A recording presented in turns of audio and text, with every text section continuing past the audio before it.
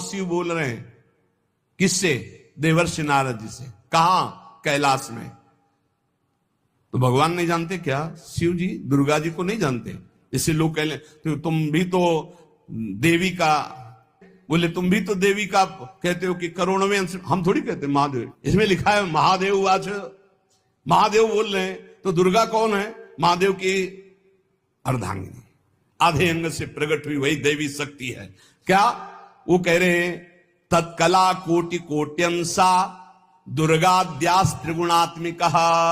दुर्गादि जितनी त्रिगुणात्मिका शक्ति है, तत्कला कोटि कोट्यंसा, करोड़वें अंश के करोड़वें अंश से हैं। सातु साक्षान महालक्ष्मी कृष्णो नारायण प्रभु।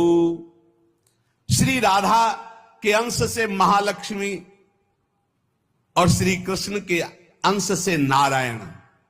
मुनि श्रेष्ठ, थोड़ा भी भेद मत समझना हमारी बात में। श्री राधा के ही अंश से दुर्गा है, तो श्री कृष्ण के अंश से मैं रुद्र हूं। श्री कृष्ण जब अपने अंश से इंद्र को प्रकट करते हैं तो सची के रूप में इन्हीं के अंश से, राधा के अंश से देवी सची प्रकट होती।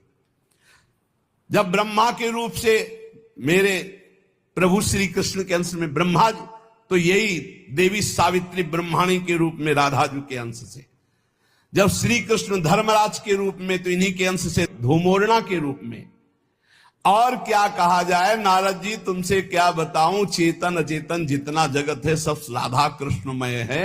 इनकी विभूतियों का वर्णन मैं यदि 100 करोड़ वर्षों तक करूं तो भी नहीं कर सकता, ऐसे राधा कृष्ण की अपार महिमा है।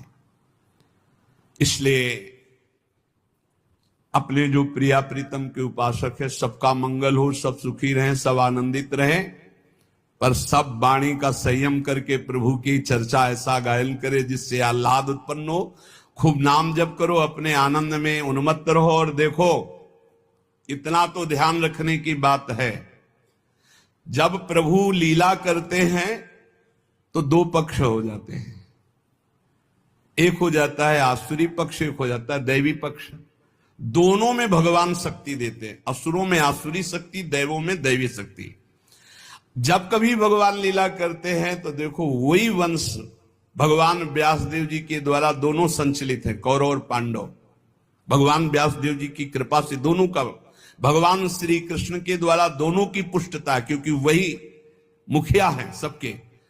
पर जब धर्म की बात आती है तो एक महान भागवत भीष्म जी सिंहासन की रक्षा के लिए उधर, और इधर उनके इष्ट श्री कृष्ण।